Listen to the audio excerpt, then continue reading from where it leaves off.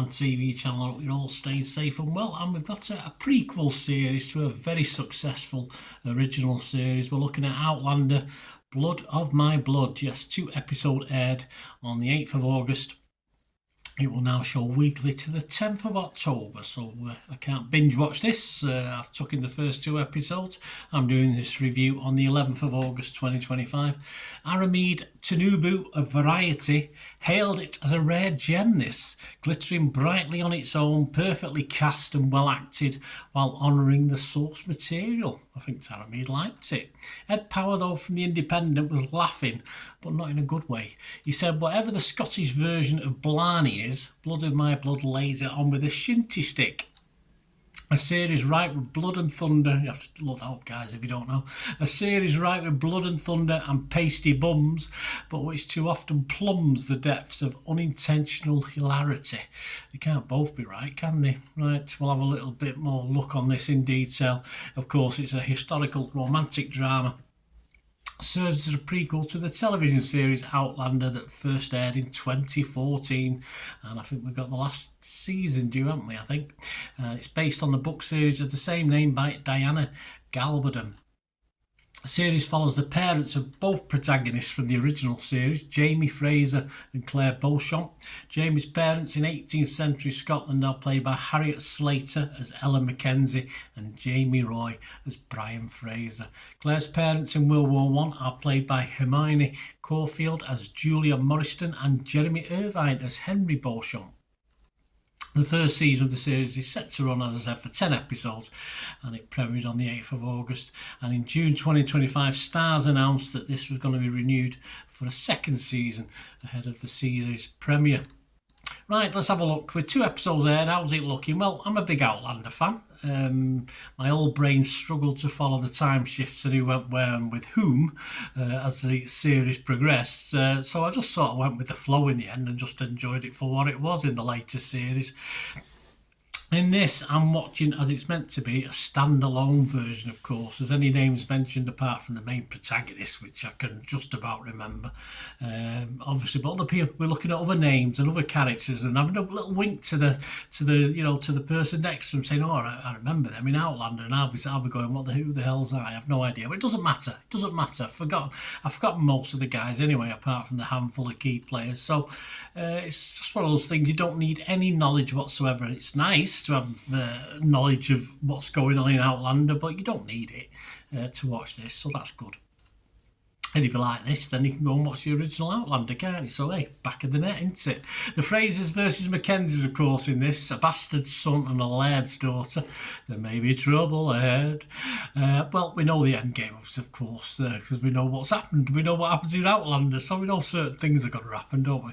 So it's all about the getting there, of course. Early doors, I'm quite happy because there's not too many evil Englishmen. There's not that many Englishmen knocking about, and that's a relief. Quite a few cocky, arrogant Scots knocking about, though. Where are the English when you need them? Anyway, we get introduced to a brave English soldier and his found love. He must have Scot in his heritage, mustn't he? And yet the World War I lovers find themselves searching for each other back in George I's rough and ready rebellious Scotland, of course, where the second love story has already begun in episode 1.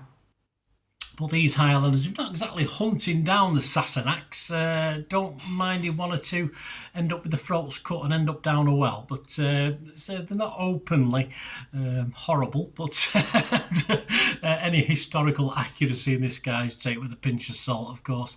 And it's a nice refresh, I think, this to the original Outlander. It's been a while, so I'm enjoying the literal backstabbing, double dealing, arranged marriages, potential, etc., and the politics of the Highlands. And it's unravelling. Yes, the odd steamy scene as well, which I thought petered out a little bit in the original. Yeah, you didn't get it as much, but you did at the start, and then it sort of over series sort of petered out. So we're back to some quite steamy scenes with new characters, some we love. Plenty of tits and bums in this one as well to ogle, both on the men and the women. So there you go. And so far, as I said, the English are looking reasonably civilised in this, but we know that's got to change, don't we?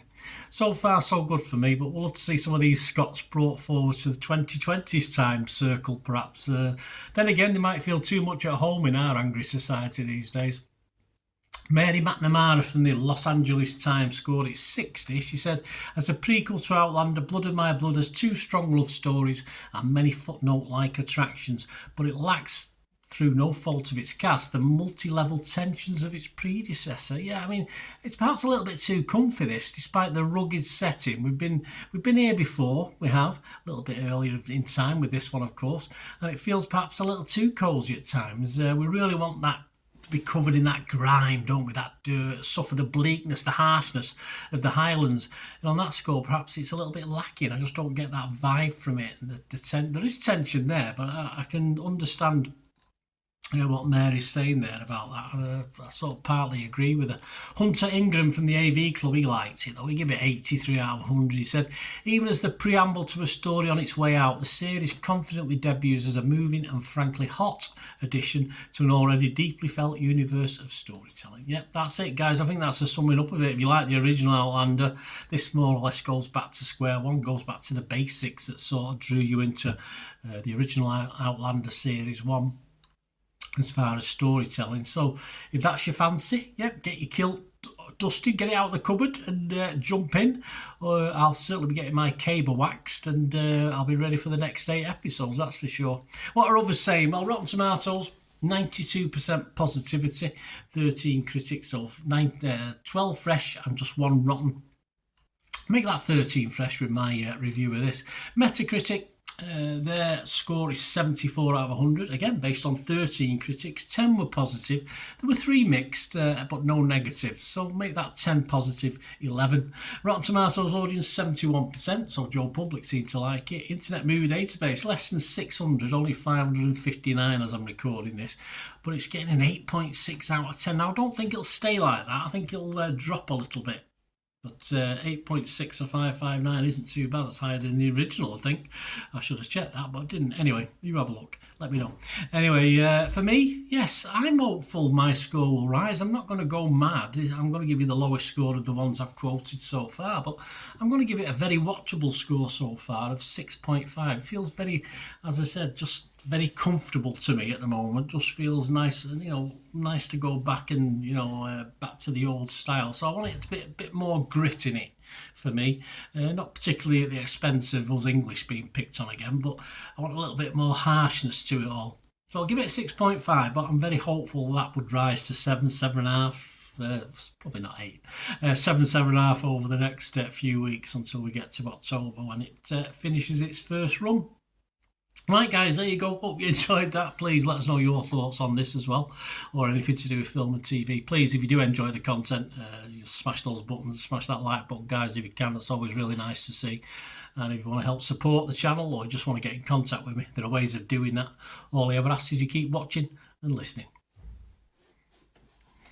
Again, hope you enjoyed the feature, guys. Thanks for watching. Please, if you did enjoy the content, please give us a thumbs up, and if you've not already done so, press that subscribe button.